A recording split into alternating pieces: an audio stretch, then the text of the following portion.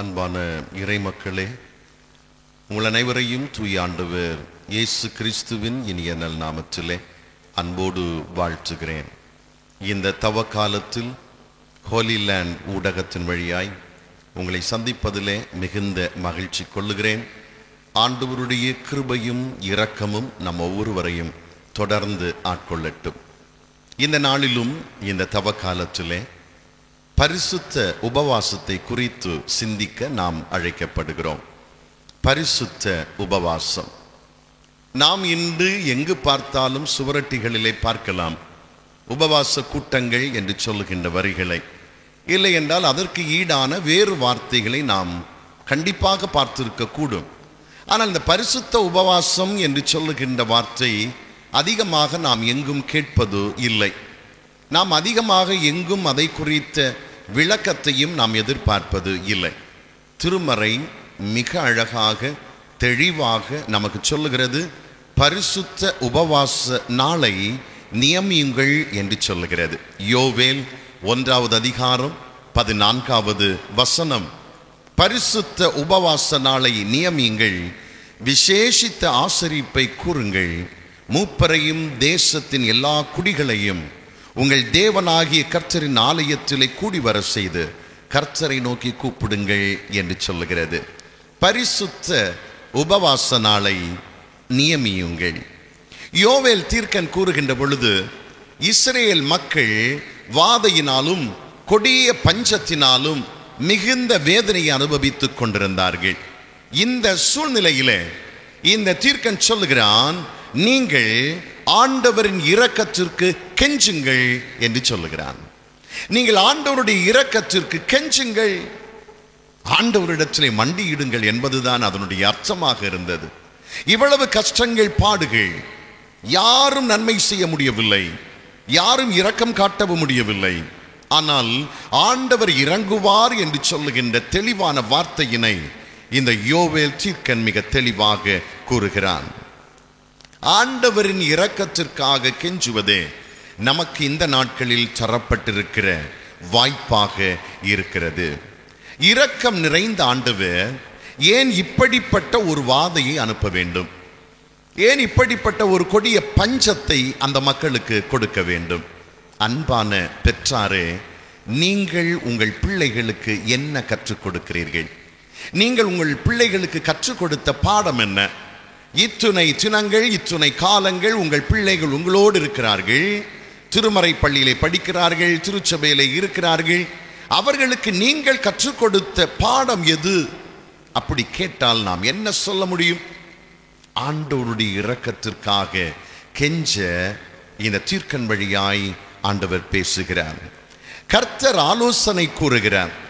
நாமும் ஆண்டவரின் சரீரமாகிய திருச்சபையிலே அவயவங்களாக இருக்கிறோம்.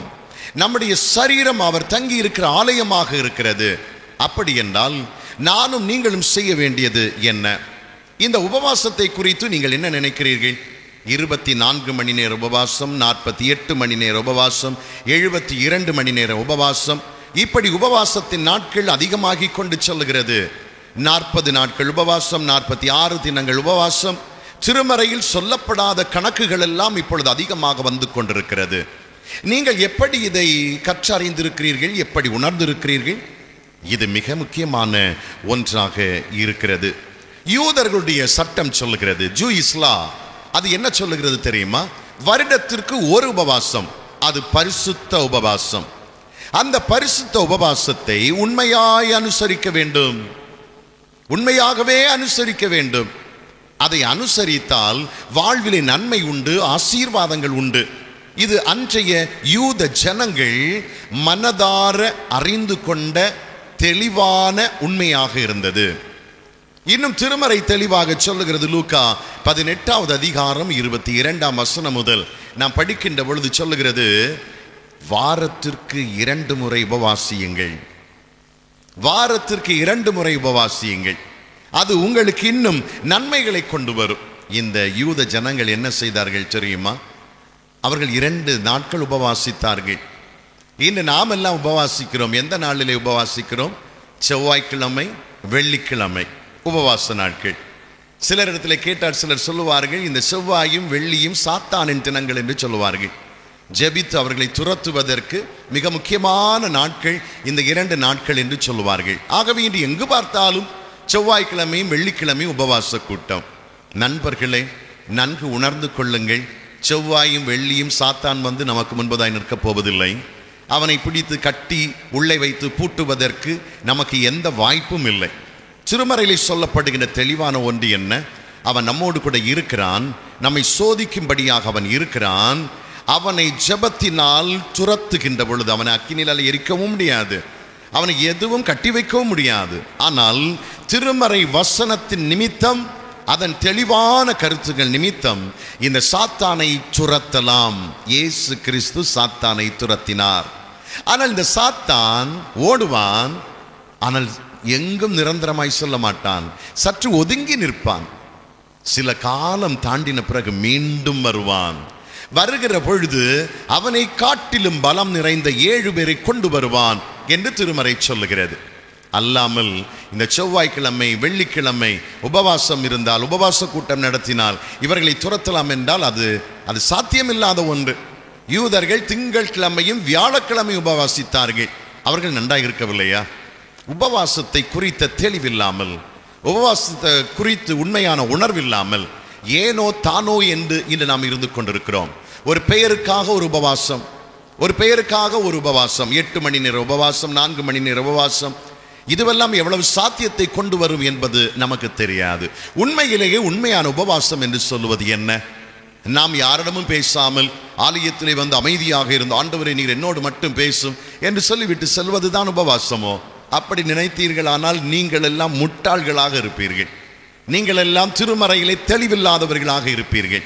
உண்மையான உபவாசத்தை குறித்து வேதம் தெளிவாக சொல்லுகிறது. அதிலும் இந்த தவ காலத்திலே உபவாசம் என்பது தனி மனித வாழ்விலே மிக முக்கியமான ஒன்று என்று சொல்லுகிறது. நம்மை தாழ்த்துவதுதான் உண்மையான உபவாசம். நன்கு புரிந்து கொள்ளுங்கள், திருமறை மிக தெளிவாக சொல்லுகிறது, நம்மை முழுமையாக தாழ்த்துவதுதான் உண்மையான உபவாசம். மத்தேயு 6வது அதிகாரம் 16-17 வசனங்களை நாம் படிக்கின்ற பொழுது, சீடர்களிடம் மனிதர்கள் காணும்படி அந்தரங்கத்தில் இருக்கும் என்று சொல்லப்பட்டிருக்கிறது. ஒரு வார்த்தை, மனிதர்கள் காணும்படி அல்ல, அந்தரங்கத்தில் இருக்கும் நம் பிதா வெளியரங்கமாய் பதில் தரும்படி என்று சொல்லப்பட்டிருக்கிறது. அந்தரங்கத்திலே இருந்து வெளியரங்கமாய் பதில் தருகிற நம்முடைய பிதாவை நோக்குவது எவ்வளவு தெளிவு, எவ்வளவு அழகு! அந்தரங்கம் என்று சொல்வது என்ன? அதிலே மற்றவர்களுக்கு இடமில்லை. அது தனிப்பட்ட வாழ்வு, தனிப்பட்ட முறை, தனிப்பட்ட வடிவம், அது நமக்குள்ளாய் இருக்கின்ற ஒன்று. நம்முடைய வாழ்விலே தனித்துவமான ஒரு வாழ்க்கை வேண்டும், தனித்துவமான ஒரு விடுதலை வேண்டும், தனித்துவமான அன்பு வேண்டும்.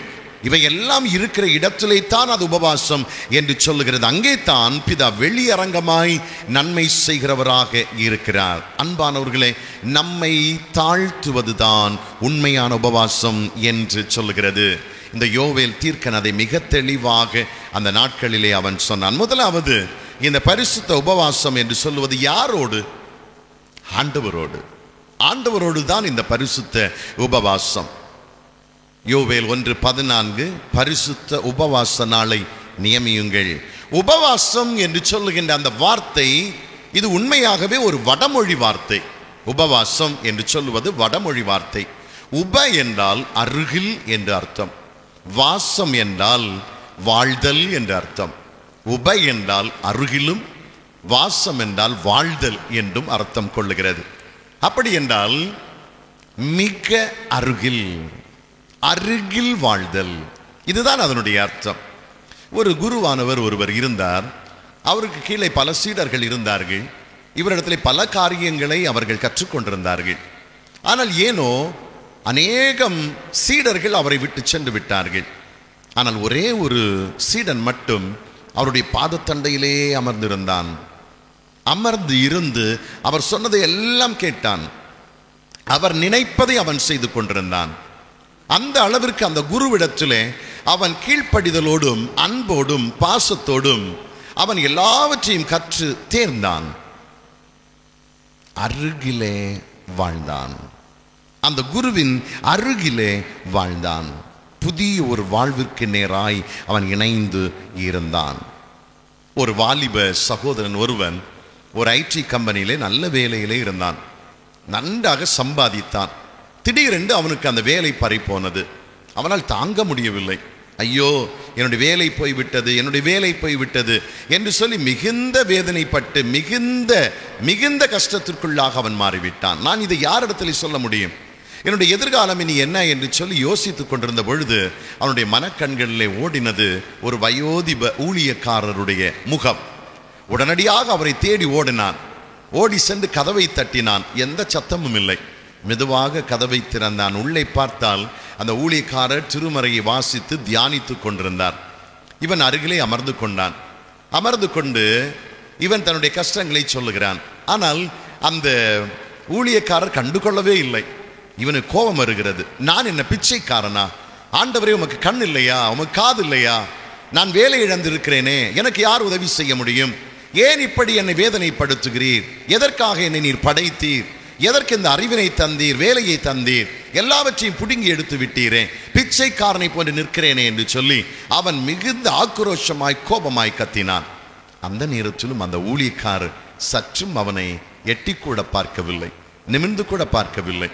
சில நிமிடங்கள் சென்றது. அந்த ஊழியக்காரர் தியானம் முடித்து கண்களை திறந்தார். திறந்த பொழுது இவனை பார்க்கிறார். இவன் அப்பொழுது சொல்லுகிறான், எத்தனை மணி நேரமாய் கத்துகிறேன், என்னுடைய கஷ்டத்தை சொல்லுகிறேன், புரிந்து கொள்ளாமலே இருக்கிறீர்களே ஐயா என்று சொல்லி சொன்ன பொழுது அவர் வாயிலிருந்து 1-2 வார்த்தைகளை கிசுகிசுத்தார். இவனுக்கு அது கேட்கவில்லை, இவனுக்கு புரியவும் இல்லை. உடனடியாக அவன் சொன்னான், ஐயா எனக்கு புரியவில்லை ஐயா, ஒரு விசை கூட என்று சொன்னான். அவரும் ஒரு விசை கூட சொன்னார். அப்பொழுதும் அவனுக்கு புரியவில்லை. அப்பொழுதும் அவன் புரிந்து கொள்ள முடியவில்லை. இப்பொழுது சற்று பக்கத்திலே வந்தான். பக்கத்திலே வந்து கேட்டான், ஐயா எனக்கு ஒன்றுமே புரியவில்லை என்று. அப்பொழுதும் அவர் சொன்னது அவனுக்கு புரியவில்லை. புரிந்து கொள்ளும் இடத்திலே அவன் இல்லை. இப்பொழுது அவன் மிக பக்கத்திலே வந்து தன்னுடைய காதை அவருடைய வாய் பக்கத்திலே கொண்டு வந்து, ஐயா சொல்லுங்கள் ஐயா என்று சொன்னான். அப்பொழுது அந்த பெரியவர் மிக அழகாக சொன்னார், கடவுளின் மெல்லிய சத்தத்தை உன்னால் உணர்ந்து கொள்ள முடியவில்லை என்று சொன்னார்.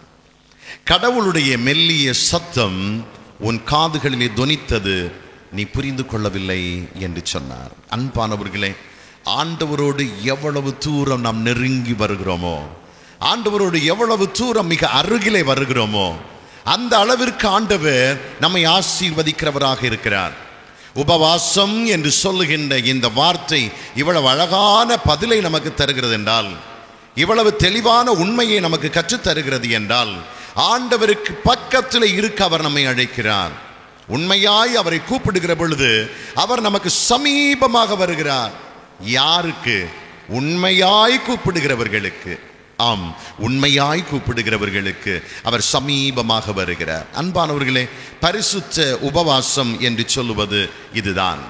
யோசுவாவும் மோசேயும் 40 நாட்கள் உபவாசித்தார்கள். இந்த 40 தினங்கள் தாண்டித்தான் இந்த யோசுவா இந்த இஸ்ரவேல் ஜனங்களை அழைத்து கொண்டு கானானுக்கு போனான். உபவாசம் என்று சொல்லுவது நம்முடைய வாழ்விலே மிக முக்கியமான ஒன்றாக இருக்கிறது. எஸ்தர் 3 நாள் உபவாசித்தாள். 3 நாள் உண்மையாக உபவாசித்தாள். அந்த மக்களுக்கெல்லாம் ஒரு விடுதலை கிடைத்தது. இரண்டாவது, இந்த பரிசுத்த உபவாசம் என்று சொல்லுவது இரக்கம் காண்பிப்பது. உபவாசம் என்று சொல்லுவது இரக்கம் காண்பிப்பது. எப்படி இரக்கம் காண்பிக்க முடியும்? ஒரு மனிதன் இன்னொரு மனிதனுக்கு எப்படி இரக்கம் காண்பிக்க முடியும்? ஆண்டவர் எப்படி இரக்கம் காட்ட சொல்லுகிறார்? இதை புரிந்து கொள்வது மிக அவசியம். ஏசாயா 58வது அதிகாரம் 6வது வசனத்தை படிக்கின்ற பொழுது இரக்கம் காட்டும்படி ஆண்டவர் சொல்லுகிறார். கட்டுண்டவர்கள் இருக்கிறார்கள், விடுதலைக்காய் காத்திருக்கிறவர்கள் இருக்கிறார்கள், எதிர்பார்ப்போடு இருக்கிறவர்கள் இருக்கிறார்கள், கையேந்தி நிற்கிறவர்கள் இருக்கிறார்கள். நீ என்ன செய்தாய் என்று சொல்லுகிற ஒரு கேள்வி அங்கே எழும்புகிறது. அவர்களுடைய நுகங்கள் வலிக்கிறது, அவருடைய வாழ்க்கை வலிக்கிறது, எதிர்காலம் இல்லை. இவர்களுக்கு இரக்கம் காட்டச் சொல்லுகிறார். இப்படி இரக்கம் காட்டிக் கொண்டிருந்தால் எப்படி உபவாசத்தை கடைபிடிப்பது? எப்படி உபவாசத்திலே சென்றிருந்து பாட்டு பாடுவது? எப்படி ஜெபிப்பது? இதுவெல்லாம் ஒரு கேள்வியாக இருக்கிறது அல்லவா? உண்மையான உபவாசம் என்று சொல்லுவது இரக்கம் காண்பிப்பது என்று சொல்லுகிறது. உபவாச நாட்களை ஓய்வு நாள் போல அனுசரிக்க வேண்டும். பாவியை அல்ல, பாவியை மீட்கும்படியாக வந்திருக்கிறார். பலியை அல்ல, இரக்கத்தை தரும்படி ஆண்டவர் வந்திருக்கிறார். மத்தேயு 19வது அதிகாரம் 13வது வசனத்திலே இருக்கிறது. பலியை அல்ல, இரக்கத்தை. நம்முடைய வாழ்க்கையிலே நாம் என்ன செய்கிறோம்? நம்முடைய வாழ்விலே நாம் எதை செய்து கொண்டிருக்கிறோம்? இரக்கம் காட்டுவது என்பது ஒருவன் மனதிலே நினைப்பான், நம்முடைய வீட்டிற்கு முன்பதாக ஒருவன் இருப்பான், இல்லைனால் அடுத்த தெருவிலே ஒருவன் இருப்பான், 3 வேளை உணவில்லை, ஆனால் எனக்கு 3 வேளை உணவு இருக்கிறது. அவனை தேடி பிடிப்பது, அவனை கண்டுபிடிப்பது, அவனுக்கும் உணவு கொடுப்பது, எவ்வளவு சந்தோஷம், எவ்வளவு மகிழ்ச்சி. மருத்துவமனை சொல்ல வேண்டும், பணம் கொடுக்க முடியாது, ஆனால் அவருக்கு உதவி செய்ய முடியும். எப்படி? பஸ்ஸிலே கொண்டு செல்லுவது, இல்லை நான் செல்லுகின்ற இடத்தில் அவருக்கு உதவியாக மருத்துவரை பார்ப்பது, இரக்கம் காட்டுகின்ற ஒன்று. படிக்கிற ஒரு பிள்ளை கல்வி கட்டணம் கட்ட முடியவில்லை, கட்டுவதற்கு ஒரு வழியை திறந்து கொடுப்பது, இதுதான் இரக்கம். இந்த இரக்கம் இல்லாமல் எப்படி உபவாசம்? இந்த இரக்கம் இல்லாதபடி இந்த தவ காலத்தில் எதை செய்ய போகிறோம்? ஆலயத்திலே ஒரு உண்டியல் ஒன்று தருவார்கள்.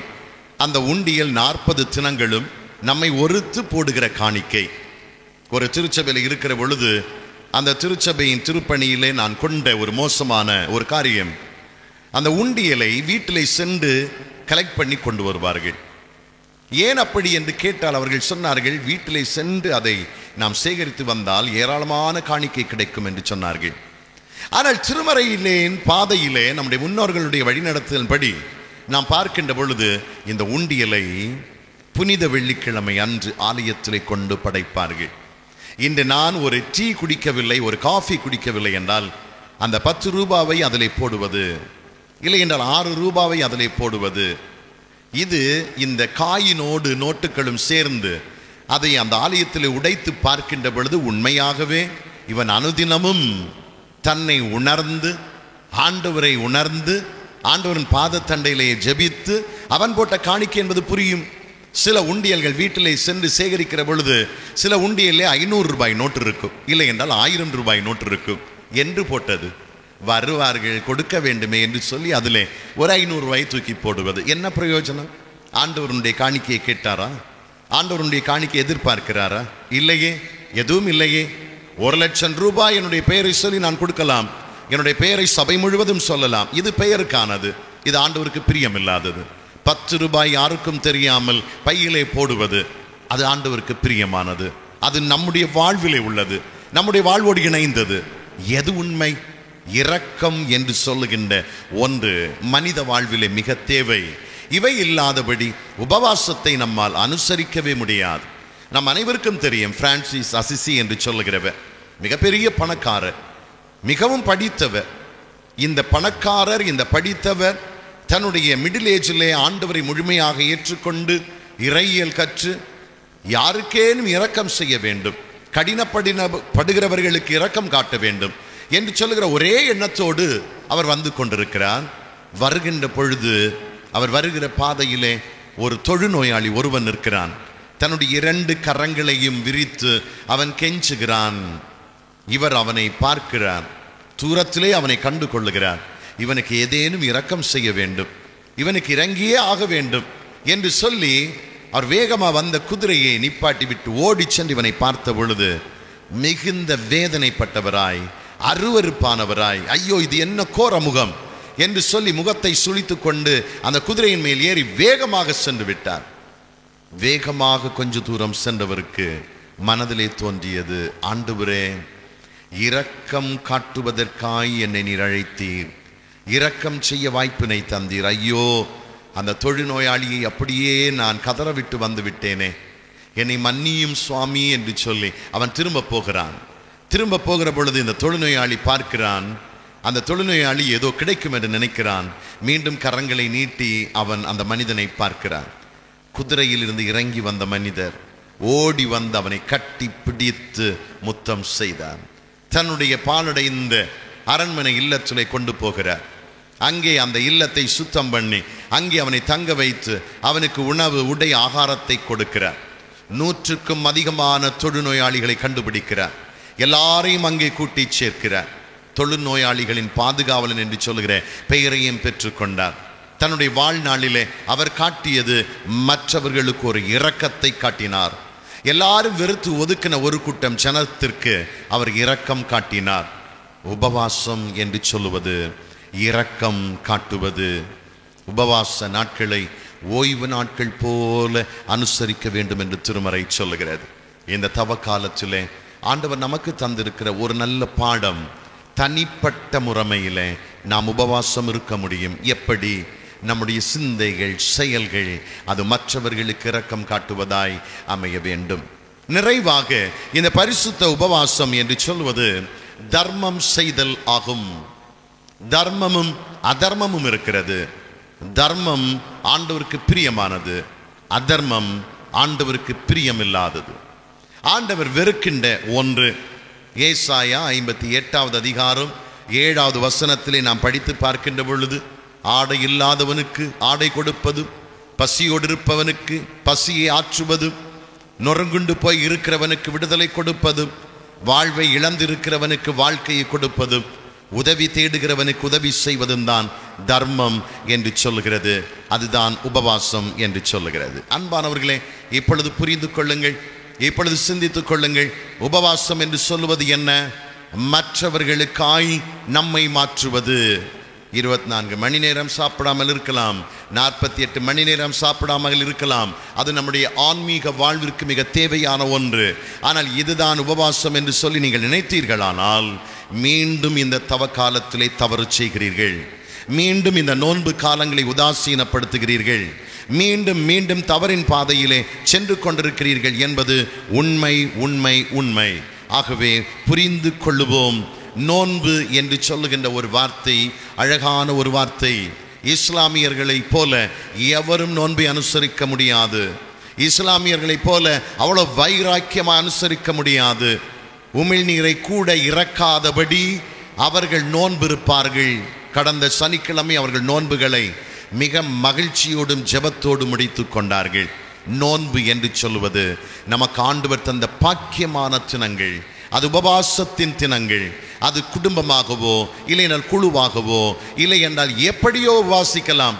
தனிப்பட்ட உபவாசத்தை ஆண்டவர் இன்னும் அதிகமாய் விரும்புகிறார். தர்மம் என்று சொல்லுவது என்ன? தர்மம் எப்படி செய்வது? மார்ட்டின் என்று சொல்லுகிற தேவ பக்திமான் ஒரு விசை நடந்து போகிறார். பயங்கரமான குளிர்காலம். அது தனக்கு ஒரு போர்வை இருக்கிறது. அந்த போர்வையை அவர் சுற்றி கொண்டு சந்தோஷமாய் செல்லுகிறார். செல்லுகின்ற பாதையிலே ஒரு முதியவர் ஒருவர் போர்வை இல்லாமல் நடுங்கி கொண்டிருக்கிறார். இவன் பார்க்கிறார், என்ன செய்வது? இந்த முதியவருக்கு இவ்வளவு குளிராக இருக்கிறது. அந்த போர்வையை இரண்டாக பிரித்து தன்னுடைய கத்தியை எடுத்து கிழித்து ஒரு பகுதியை பெரியவருக்கும் கொடுத்து இன்னொரு பகுதியை இவரும் வைத்து கொண்டு சென்று விட்டார்கள். எவ்வளவு சந்தோஷம்! தர்மம் என்று சொல்லுவது இதுதான். தர்மத்தின் பாதையிலே சொல்ல, தர்மம் செய்ய ஆண்டவர் நம்மை அழைத்திருக்கிறார். பிரசித்தி பெற்ற ஒரு அம்மையார் ஒரு விஷயம் அவர்கள் தங்களுடைய வாழ்விலே ஒரு நிகழ்வு நடந்ததை குறித்து ஒரு புத்தகத்தின் வழியாக நான் படித்தேன். இது ஒரு விளையாட்டு கதையாக இருக்கலாம், இல்லை என்றால் இது மக்கள் புரிந்து கொள்வதற்கு ஏற்ற வழியிலே வடிவமைத்திருக்கலாம்.